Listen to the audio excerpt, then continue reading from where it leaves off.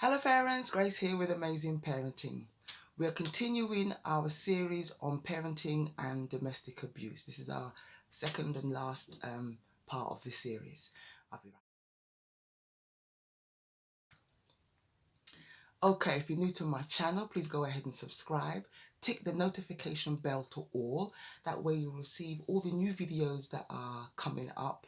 And also you have an archive of over 100 videos on parenting. On this channel, we do everything concerning parenting, everything that will help you through our parenting journey. This channel will endeavor to bring insightful information into parenting. Okay, so please go ahead and subscribe and encourage your friends to subscribe, other parents that you know to subscribe, and leave a comment below as well. Leave a comment below if you want me to do a particular video on a particular subject. I will endeavor to do that. And share these videos. Share these videos with all your contents, all your people in your contents, in your contacts. And share this video with them. Share it with them. This content needs to get out to as many parents as possible. So please do share these videos. I've written a list of books below as well, books that I've written. There are links below of this video in the description. Please go ahead and have a look. They're all different topics. They're there for your purchase. You can buy them as gifts for Mother's Day, Father's Day, Christmas, christenings, baby dedications, baptisms. You can give this book to a parent. Okay, so like I said, we're continuing our series on from parenting and domestic abuse. So we looked at a few in the last video. We're going to continue and then end in this video with other things you can consider if you are facing domestic abuse and you want to exit out. What kind of things should you be thinking about or considering if you want to exit your this domestic relationship? If you are a friend of someone, you know someone who's facing domestic abuse and they need this information, you can take the information for them and then sit with them and go through it with them. Go through it with them. Okay, so let's continue the video on parenting and domestic abuse. So the next thing we're looking at is remind yourself of your end goal. What do you want? When you think of your life, what's your end goal? How do you want your life to be? So keep reminding yourself of your end goal. What does that look like? How do you feel? Where will you be living? How will your children be? Keep reminding yourself of your end goal, how you want your life to be after this domestic relationship. What does it look like? Keep reminding yourself. Also, think of your children's future. Children that go through domestic abuse. It's not just that parent that's going through domestic abuse, but your children, if they're living under that roof, they are also going through the domestic abuse. They may not have anything physical happen to them, but I assure you, mentally, psychologically, their well-being is being impacted negatively if they're growing up and they're seeing and hearing you go through domestic abuse. And domestic abuse can come from a mom, can come from a dad. It's not solely the dad that does the domestic abuse. Moms can also do and give domestic abuse. So whoever you are, mom or dad, listening to this video or hearing these things, you can consider, you know, your children. Think of your children's future. Think of your grandchildren, because your children will grow up and they will emulate what they have seen in their home.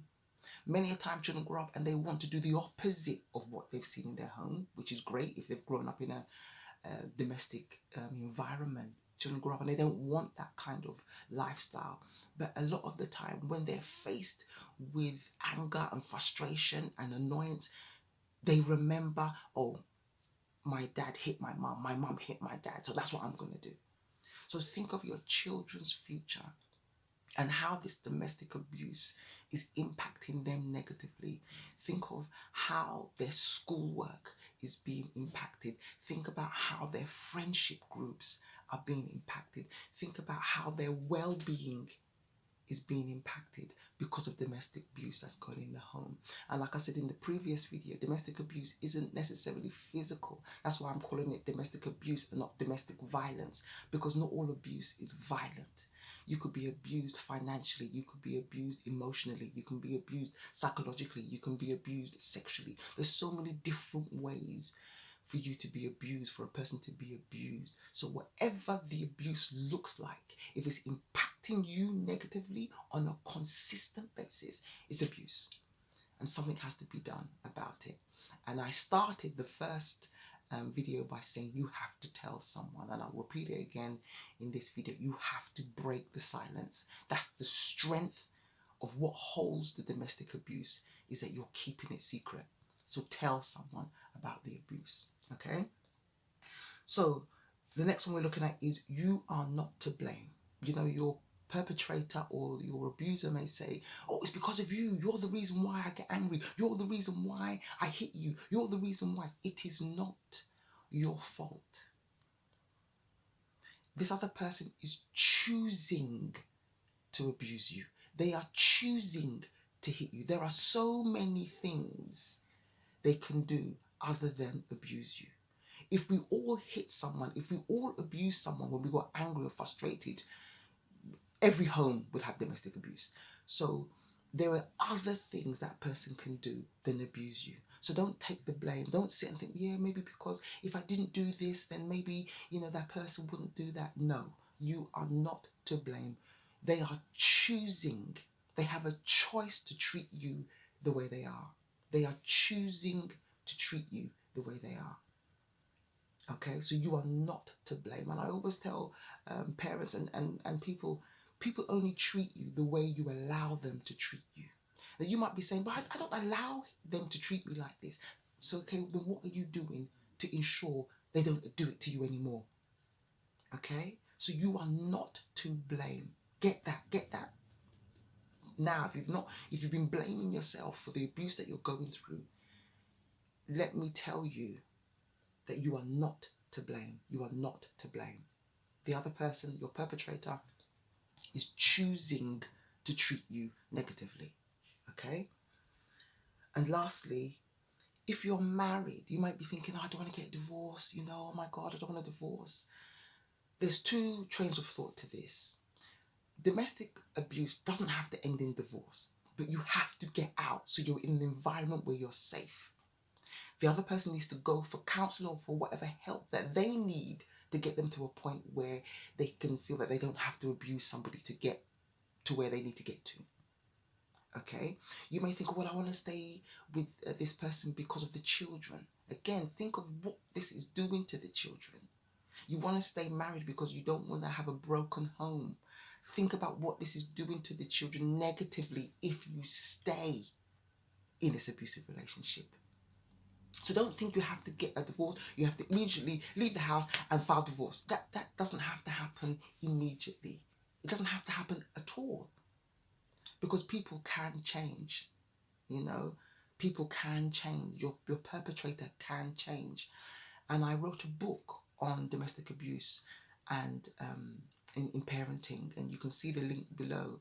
You don't have to get a divorce from the person. You might want to stay married, but you have to get out and be in an environment where you can think, where you can breathe, where you can use that time to plan what you want to do moving forward. And then that gives the time for that other person, the abuser, to then think, God, I need to sort my life out. I need to stop doing what I'm doing. And then it gives them time to get the help that they need.